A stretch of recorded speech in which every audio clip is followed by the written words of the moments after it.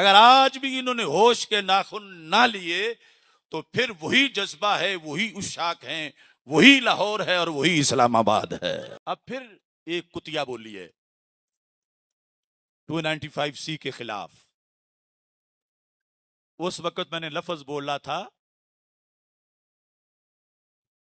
ایک وہ ابھی پیپلز پارٹی میں ہے چھپکلی، میں نے اس کو کہا تھا، اور دوسرا مچھر کہا تھا غامدی کو۔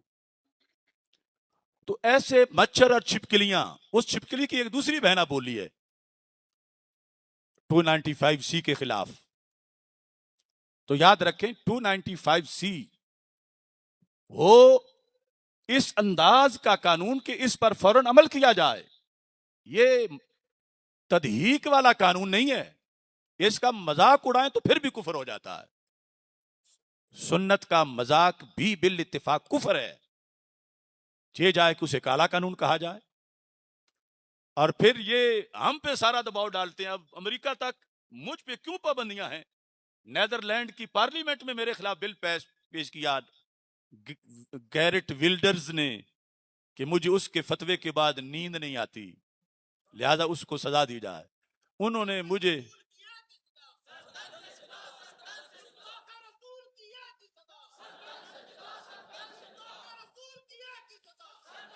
تو وہاں کی کورٹ نے مجھے 4 سال قید کی سزا دی ہوئی ہے، جس وجہ سے سارے ملکوں نے دہشت گرد قرار کے میرے ویزے بند کیے ہوئے ہیں، یعنی ایک یورپ کے لحاظ سے۔ ادھر والوں کو، سعودی والوں کو تو اور تکلیف ہے، ایران کو اپنی ہے۔ تو اب یہ آج پھر جب اس نے ایسا کھیل کھیلا ہے، ہم وہ پریس ریلیز تو اپنا جاری کر چکے ہیں، لیکن اس ملک کے اندر جو امریکہ کے حواری ہیں ان کو ہم بتانا چاہتے ہیں کہ تم جتنی بھی پابندیاں لگاؤ، اس دیش کی ماؤں کی گود میں غازی ممتاز پیدا ہونے سے کوئی روک نہیں سکتا۔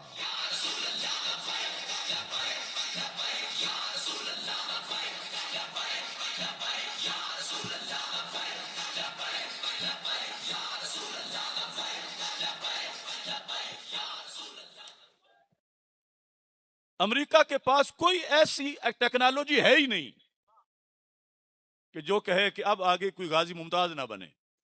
اور یہ ہم جیسوں کے تقریروں سے نہیں، یہ غلط فہمی ہے ایجنسیوں تمہیں، یہ اللہ کے فضل سے بن جاتے ہیں، وہ ہم جیسوں سے پوچھتے بھی نہیں اور قرض اتار کے آ جاتے ہیں۔ اگر انسانوں کے لحاظ سے کرو گے تو ان سے وفا، جو بھی سارا مضمون ہم نے کیا، تو ان سے عشق تو کتے بھی کرتے ہیں، اور وہ ایسے خنزیروں کے سر اتار کے آ جاتے ہیں۔ اب کئی ایسے پولیس والے ہیں جن کا ہمارے ساتھ تعلق ہے یا ان کے فون سے پکڑی گئی، تو ان کو انہوں نے اعلیٰ ڈیوٹیوں سے اتار کے جو پولیس لائنوں کی مسجدوں میں امام لگا دیا، ان کی تو موج بن گئی ہے۔ تو بہرحال خطرہ ہے کہ یہ چونکہ اس کی تقریریں سنتے ہیں تو یہ گڑبڑ کر جائیں گے۔ تو یہاں کتے بھی کام کراتے ہیں، چونکہ کتا کتا ہے، گستاخ تو نہیں ہے۔ وہ جو منگولوں کا کتا تھا، جو ہم نے اس کے تفصیلاً احوال بیان کیے ہوئے ہیں، یہ جس جگہ اسے بند کرو گے وہ زمین بھی پھٹ سکتی ہے، بجلی بھی گر سکتی ہے۔ لہذا گستاخوں سے وفا کی کوشش نہ کرو اور گستاخوں کو بچانے کی کوشش نہ کرو۔ پاکستان کے اندر 295C کا جو پروسیجرل اس کے اندر تبدیلیاں کی گئی، اس سے بھی اس کو کافی کمزور کر دیا گیا ہے۔ اس لیے اب گستاخیاں کرنے والوں پر FIR کٹوانے میں بڑا مسئلہ ہے، کٹتی نہیں ہے، اور کٹ جائے تو کورٹس چھوڑ دیتی ہیں۔ یہ جو چلاتے ہیں مس یوز ہو رہا ہے، مس یوز ہو رہا ہے، میں کہتا ہوں پاگلو، یہ تو اب تک یوز ہی نہیں ہوا۔ آج تک 295C کے تحت ایک بھی گستاخ کو لٹکایا ہی نہیں گیا۔